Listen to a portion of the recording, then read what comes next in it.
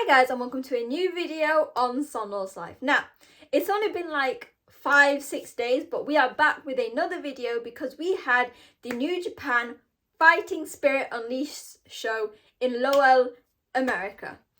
Now, this show, it wasn't one of the biggest New Japan Strong shows we've had. However, there was a lot of really good matches and actually a lot building towards Wrestle Kingdom and Wrestle Dynasty, which is really exciting because sometimes it takes towards the latter half of November and especially in December for fans to get excited to see what matches they're going to have. However, this all took place last night. I didn't watch the show live, but I got up early to watch it so I could review it for you. So let's get going. Okay, so one major disclaimer I'm going to say before I start this review is I did not watch the fourth match, which was a 2 out of 3 falls match between the West Coast Wrecking Crew and Dirty Work. Now, this is nothing against any of the wrestlers involved. It's just, this storyline for me has been going on for too long in New Japan Strong between these two teams. I feel like every New Japan Strong show I've watched, they have a tag team match and like it's never ended. So that's just a thing. I probably will watch it at some point, but I don't think my brain could fully grasp a 2 out of 3 falls match between, honestly, and this is again nothing towards the wrestlers, two teams and a storyline that I'm not really invested in. I don't know if that says something about me or generally how they've been booking this feud, but yeah, that's just a pre-warning. So we started off with a really nice singles match. Kevin Knight, obviously IWGP Junior Tag Champion with Kushida, Intergalactic Jet Setters, versus the IWGP Global Champion David Finlay. Now, going into this match, you have a heavyweight versus a junior. You thought that the outcome would be quite predictable. Okay, in a sense it was. Like, Finlay did win. However, this was a very interesting match. This saw Kevin Knight really push his boundaries of who he is as a wrestler. Now, you can see at first, and you'll see this quite often throughout the show when it comes to heavyweights versus juniors, is Finlay almost discredited, underestimated Kevin Knight. But we have said it time and time again. Kevin Knight is one of the bigger, stronger, more muscly guys in the junior division. So he could easily add a few pounds and move up, but I'm very happy with him in the junior division, so stay there. But he really gave Finlay a run for his money. He was the fresh, pure babyface the crowds were cheering for, and he showcased his athleticism, his speed. And it really took a lot for Finlay to counter this. He had to dig deep and use that strength. Now, this match, I'm going to say this, and like, you followed my journey with David Finlay. I was a massive fan when he was a babyface, then I was a bit unsure when he became Bullet Club leader, but Finlay has really cemented his role as the top Gaikokujin heel in New Japan.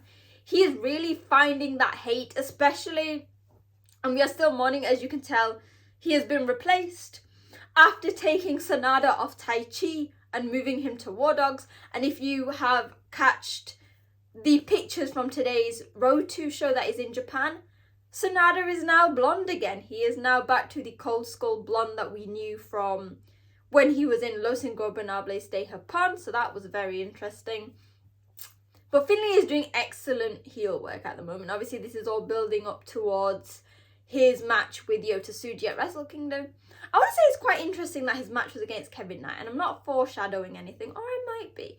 But obviously, if you think about it, the Kevin Knight was an LA Dojo guy, and what has happened to the rest of the LA Dojo guys? They have basically become War Dogs.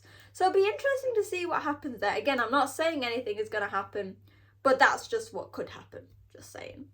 We then went on to the New Japan Strong Championship match, so tag team, and it was the champions TMDK, Shane Haste and Mikey Nichols versus the Grizzled Young Veterans, someone who I know very well from the time of the independent scene. Now, going into this match, TMDK were even more determined because they had just lost the IWGP tag belts at the King of Power Struggle show, not the King of Pro Wrestling, the Power Struggle show against the Empires, Great-O Khan and Hanare.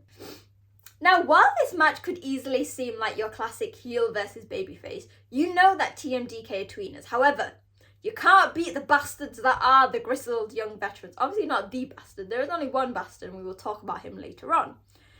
But the Grizzled Young Veterans. they were really healing it up in this match. They don't cheat in the sense that we know of, like the Bullet Club and Hearts of Torture, who weren't on the show at all. Wow. But they were using, because, I mean, we all know that TMDK have wrestled for years. But for New Japan fans, American fans who don't know Grizzled Young Veterans, they have also been a team for maybe as long as I remember being into wrestling and following the independent scene. And they are very good wrestlers. They are very good at getting heat, but also very good at wrestling. And in turn, TMDK, you could see the passion in it. This was the belt they had. Going into World Tag League, they wanted at least some gold.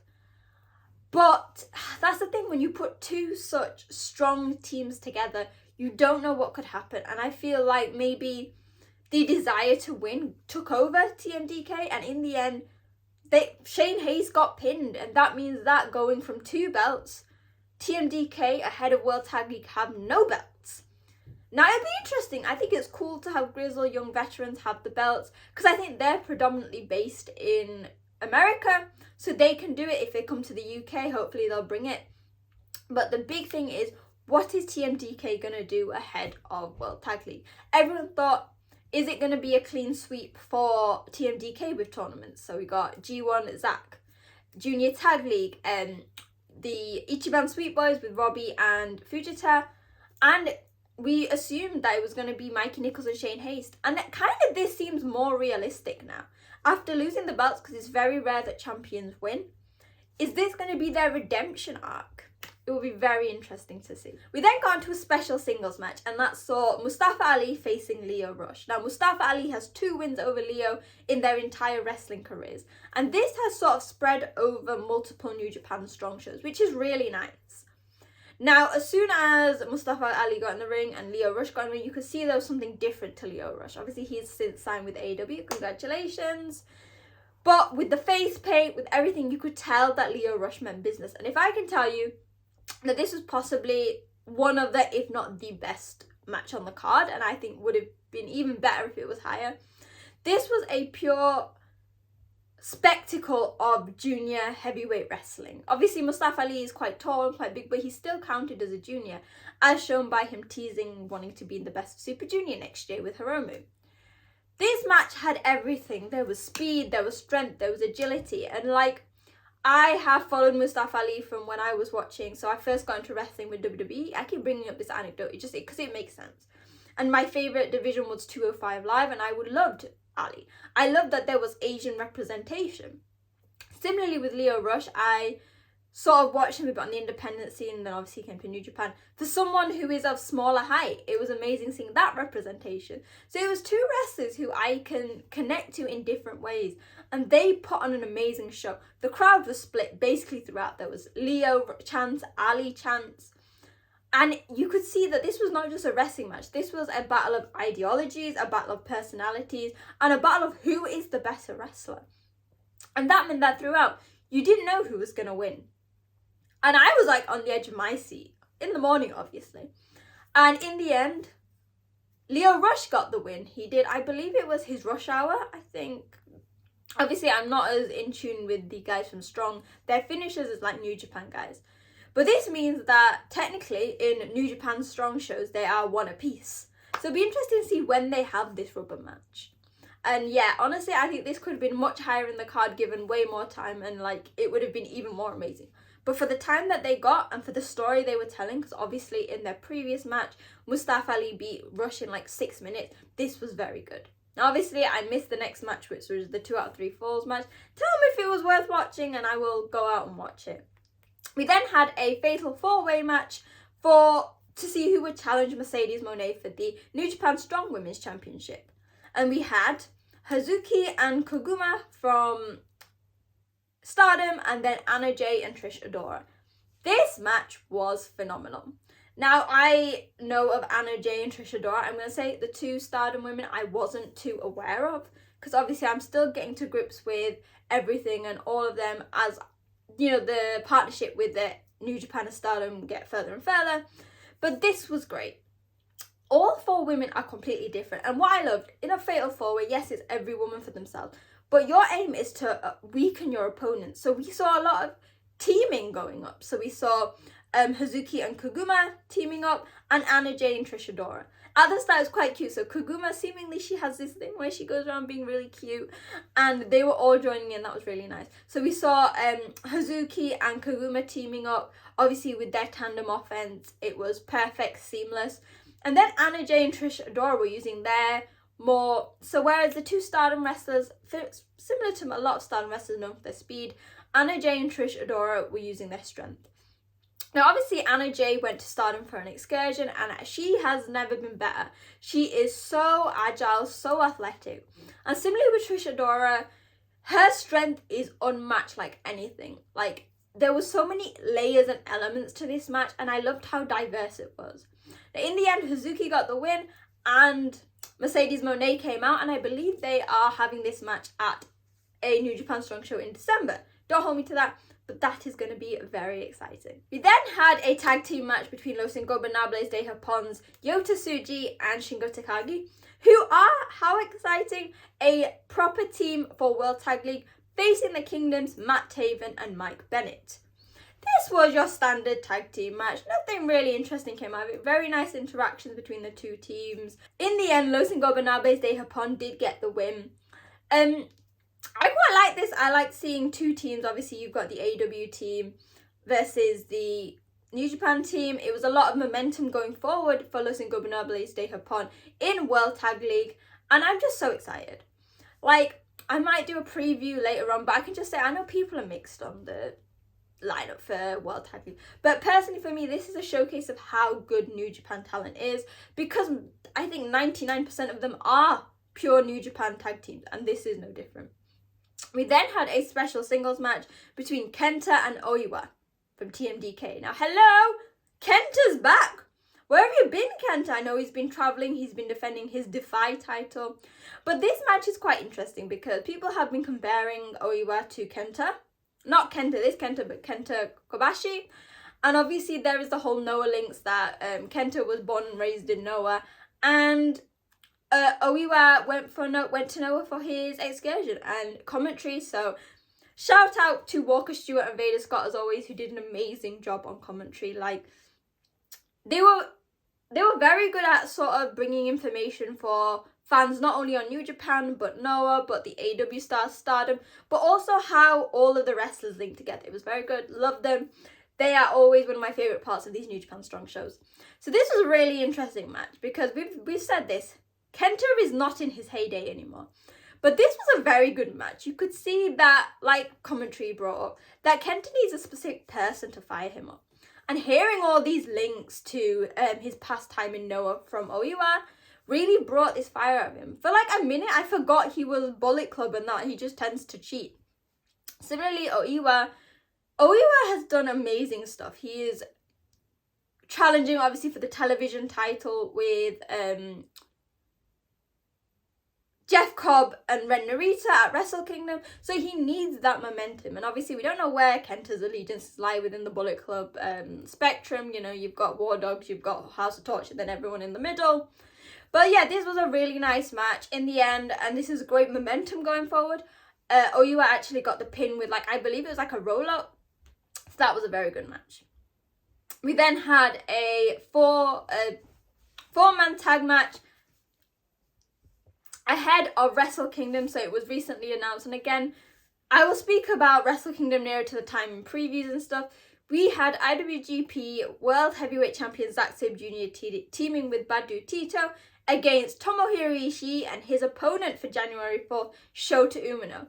Like it or bloody not, that's the match you're getting. Honestly, as soon as it was announced, I was hearing people crying left, right and centre. Again, I'm not going to touch upon it. I saw people saying, oh, I don't want to watch it. I wouldn't travel to Japan for Wrestle Kingdom if this is the main event. Don't watch it. Don't travel. Just stop your whining. And I guess I might speak about this in another video later on.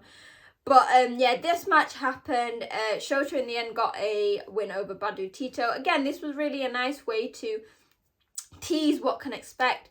The big thing is that obviously Shota Umino called out Jon Moxley, saying he didn't like what has been going on with Moxley in AEW, who's obviously become a bastard now. So at the end there was like a VT from Moxie saying he was going to send missionaries. He was going to send some people to January 5th to carry on Shota's teaching. So it'll be interesting to see what goes on with that. We finally had the two main events. I mean semi-main event and main event, and these were both title matches. Now the first one was very exciting. So it was the Empire's TJP, who again has a match set for Wrestle Kingdom for the IWGP Junior Tag titles. He was facing the AEW, give me a sec, I can never remember what it's called, AEW International Champion Takeshita. Now, I know some people were like, why does everything have to be a title match? Why is this a thing? What I liked is the narrative ahead of this. TJP didn't want a title. He didn't give a shit about it. He cares about retribution for his family. Now, although I don't follow AEW, I know shit that's going on there. I know that the Don Callis family has taken Kyle Fletcher and that he turned him against Will Ospreay because Will Ospreay is obviously a full babyface. Mark Davis has come back, and you could see that hurt and upset in Dunkzilla's face that Kyle has turned on his family. And that was everything that TJP did. If you haven't watched it, he did a really nice little promo VT ahead of the match. He spoke in like 5 different languages, and it was actually phenomenal, showing that this isn't just for a title. This isn't just for who's a better wrestler. This is about payback for trying to break up the Empire, because obviously since Ospreay left, the Empire has been on like a roller coaster ride.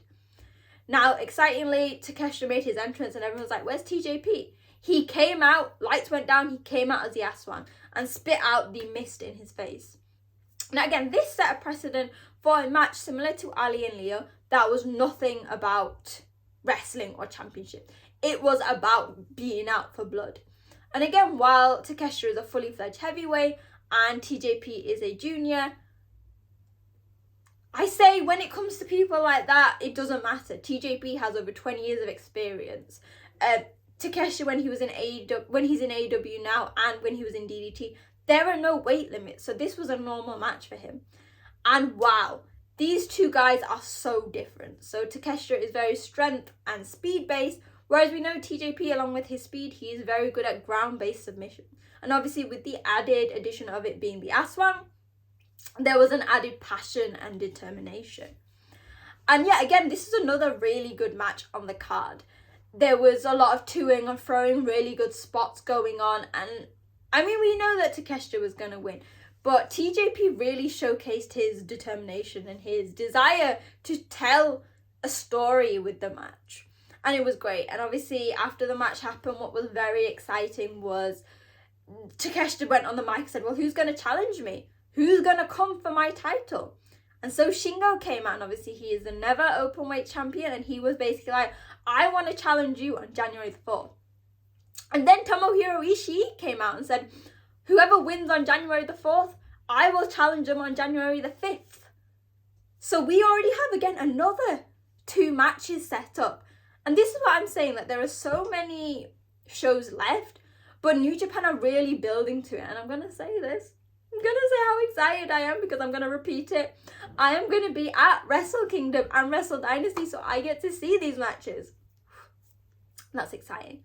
We then got onto the main event, and that was for the New Japan Strong Openweight title, and it was Kosei Fujita, obviously winner of Super Junior Tag League with Robbie Eagles, facing that fucking madman Gabe Kidd. Yes, after not being at Royal Quest, he is back. Again, he is going to be in World Tag League, teaming with my ex-husband Sanada. My ex-now blonde husband Sanada. But this match was very interesting. Again, another junior versus heavyweight match. And we knew, you could tell straight away, that Gabe was underestimating Fujita like there was no tomorrow. He beat the fuck out of him to start with, and then as he was laying on the floor, he just started going on a rant and told the ref to count. Later on, while Fujita was lying down, he called out Kenny Omega. As obviously everyone knows, at the Power Struggle show, Kenny Omega had a really nice promo, and then when he went backstage, he basically got beaten up by Gabe Kidd. I think you can go on Fightful, and they shared like a full clip of it. New Japan haven't, which is odd, but yeah. But this match was really good. Like, you could tell for the opening section of it, Fujita was just getting beaten up. It almost felt like Fujita was back to his young lion days, because if you saw the lead up to this match, they really brought in a nice story that obviously Gabe and Fujita were very close while Fuji was a young lion. In fact, they said that on the day that he went for his excursion, Gabe actually took him out for drinks. So this was really good. It obviously went outside, it went inside, and I think it showcased just how strong the future, because yes, Fujita and Gabe are the future of New Japan, just how strong and how safe the company is. They are two guys who have got a lot of support, and obviously Gabe Kidd, even though he's that fucking madman, we all love the fucking madman. So yeah, this was a really good, like, although again, this is the thing with New Japan matches, 90% of the time you know who's gonna win. So we knew Gabe was gonna win. However, Fujita did a really good damn job of making me believe that he could win. And in the end, Gabe got the win. He did it with his, I can never remember, is it Oni-ni? Oni, I think, I've been learning this, but Oni I think means demon, and obviously he's got it coloured on here. It's very symbolic when he uses that knee to win. And obviously Gabe was like bigging it up, and then who was to come out? Because Gabe was going to try and attack Fujita again. It was Oiwa, and he basically staked his challenge for whatever show's coming next. I assume it's the next New Japan show. Then Kenta came out, and then there was a whole ruckus. But at the end, Oiwa stood strong as he said, "We don't kneel. We are TMDK are the mighty." And it was a really nice way to end it. And again, I'm not like, it was an end to a very good show. Was it one of the strongest shows of the New Japan Strong calendar? No, but I don't think it was meant to. While we have had shows in the past that sort of resemble maybe a Dominion or a Power Struggle or King of Pro Wrestling, for me this felt like a Don Taku show or something in the middle, which had amazing title matches, amazing singles matches, and amazing tag matches. And again, all building up to the upcoming shows. And that's a really good thing, because while New Japan Strong is separate in a sense, it is still all that New Japan banner. And for them to do so much build up to Wrestle Kingdom with some huge names, like hell, we've got Takeshita on both days. That is very exciting. So now it's time for you to let me know your thoughts in the comments or wrestling_chat on social media. What did you think of the show? What was your favourite matches? What do you think of the storylines going on? Now obviously coming up we have the Historic X show, so Stardom in New Japan, then World Tag League, Road to Wrestle Kingdom, and then Wrestle Kingdom and Wrestle Dynasty. It's going to be a very jam-packed full few months for us. I'm going to be back with so much content in the next few months, hopefully. There's going to be shows, there's going to be previews, everything is going on. So make sure to hit subscribe. Hopefully you guys enjoyed the show, hopefully you guys enjoyed the video, and I will see you soon. Bye!